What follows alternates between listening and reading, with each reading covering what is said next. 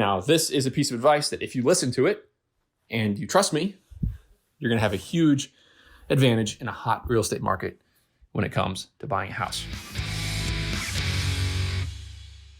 Hey, Nick, should I use a buy-side broker to help me find either a self-storage facility or a commercial real estate parcel or property to buy? My answer to this question is no. A buy-side broker is not common in our space, at least in the smaller scale commercial real estate self-storage space. And frankly, no selling agent really wants to work with a buy-side broker. We've had several try to work with us on deals. None of them have really came to fruition. Almost none of them pencil. I guess I wouldn't say you can't, but it's very, very rare. You really need to find your own deals, or you need to get on the broker lists for folks who get listings and send out listings. I'd say of the 50 plus properties that we've bought, 20 of them have been with a broker who listed it for sale, so the listing agent, and another 30 of them have been off market. So you might say, who represents the buyer?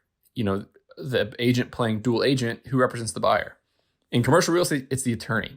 When you think about your real estate team, your attorney is the one who helps you draft your LOI under some cases, and lays out all the terms of the offer in the LOI. Or once the LOI is signed, that's when we send our deal to our attorney to then begin working on purchase and sale agreement. Wow. Whereas if you buy a house, what you sign or send to make an offer on that house is the purchase contract. I'm going to send over a templated contract right away. If I'm going to make an offer on a house, I have a signed contract that I'm going to present to the seller. It doesn't really work that way in commercial real estate. We've had a couple sellers who do want to skip the LOI and go straight to contract.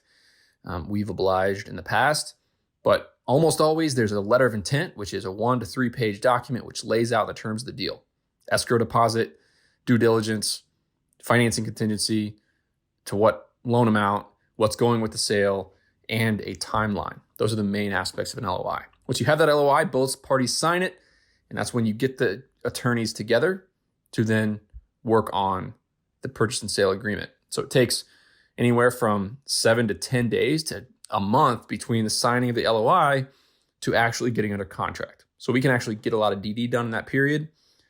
And we've never had anybody drop an LOI once we had that signed. I guess it can happen. But this is goes back to how to buy a house in a hot market. It's a tweet that I had in February of last year that got seen by over 1 million people and was really, struck a chord with a lot of, real estate agents. I said, the best way to buy a house in a hot market is to fire your buyer's agent, or don't get one. Kind of treat it like commercial real estate. And I said, you're at a disadvantage if you're in a multi-offer scenario. My advice is to work directly with the seller's agent. I'm shopping, I wouldn't say shopping seriously, but I'm always shopping around my town for a house. I live in an entry-level house. I still haven't bought the house that's going to fit, 4 kids when we get to that point. But as I shop, I go directly to the listing agent every single time. And don't do this if you don't know how to represent yourself. Don't do this if you don't have an attorney that's going to help you. But I'm going to give you an example of what happened. We bought my house, the one I'm in right now. There was a multi-offer scenario. I was the only one who showed up without a buyer's agent. And the way it works is there's 6% of the sale price. If a house sells for $100,000, $6,000 is up for grabs for the agents. Generally, the buyer's agent gets 3%. The seller's agent gets 3%. Sometimes it's a little bit different. Sometimes it's buyer's agent 2%, seller's agent 2%, or 3%, 2%, or more standard in the Southeast where I am right now in Athens, Georgia, 3%, 3%. So what I did is I made an offer for my house, $289,000, and the seller's agent, the broker, they're going to get paid twice as much. They're going to make twice as much money if my offer is accepted instead of another offer. So you let that motivation happen and work in your favor. And it happens naturally. The seller's agent will much more likely take your offer or talk the seller into taking your offer because there's going to be more money at the table. If you're buying a $300,000 or $400,000 house, this can be, $20,000 plus in commission. And what we've done in the past is we've structured it so that the seller's credited 2% at closing. So they, instead of paying a 6% broker fee, they're paying a 4%. And the seller's agent is getting 4% instead of 3%. So the seller's agent is making 33% more money. That broker's making 33% more money if my offer is accepted. And the seller is saving 2%, which on a $300,000 house is $6,000 the seller can save if they take my offer. So showing up to buy houses and commercial, properties in your town, not commercial real estate, without a buy-side agent is a massive, massive advantage. I just looked at a house the other day. Again, I'm not seriously shopping, but I'm always looking around. And I was the only one without an agent. And boy, did I get a lot of attention from the seller's agent. And also at the end, the seller's agent worked really, really hard to try to become the agent that represents me on my next deal. And I texted her very kindly, said, hey, I'm not, I know you want to show me a lot of deals. Please only show me your listings. I do not want representation on the buy side. I do not need a buy side agent. I don't want a buy side agent. I'm experienced with real estate, and I know there's a conflict of interest. I know, there's dual representation. I have an attorney to help me. That's that. Thank you so much. Now, this is a piece of advice that if you listen to it and you trust me, you're going to have a huge advantage in a hot real estate market when it comes to buying a house. I've done it. I helped my sister do it. I helped my father-in-law do it. And these agents, when they see more money on the table for them, they talk the seller into taking your deal. So the agents listening to this, the real estate brokers, and even on Twitter, you can see them absolutely lighting up. They're getting all upset. They're saying, this is not a good way to do it. Nobody takes people seriously.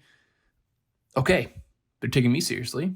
I've had the advantage in a hot market to buy 3 homes for me and my close family members, but say whatever you would like, I guess. Juniper Square, the sponsor of this show, recently conducted some research to help you understand what real estate investment managers are doing to build stronger relationships with their investors and earn more referrals to new investors. Their new special report includes data on topics such as what factors are the most important for building investment relationships today, how technology is being used to provide a competitive edge, and the one technology integration that is driving more repeat investors and more referrals. To download this for free, visit junipersquareresearch.com. Again, to get this report for free, visit junipersquareresearch.com. I just wanted to let you know that we have a paid real estate community with over 500 members. Not many people know about this. It's on Facebook. It's an inside look into my business and many other business. It's skewed towards self-storage, but there's also a lot of other commercial real estate investors in the group. We're pinging ideas off of each other. It's just where I share a lot more intimate details about my business than what I share on Twitter or on this podcast. So if you're interested in this and you want to meet other people, there's been people invest in each other's deals on there. There's been people share deals that other people bought. It's a place where a lot of cool stuff is happening. If you're interested in this, visit sweatystartup.com/REC, as in real estate community. sweatystartup.com/REC. There's a free trial as well. You can check it out for a week for $1.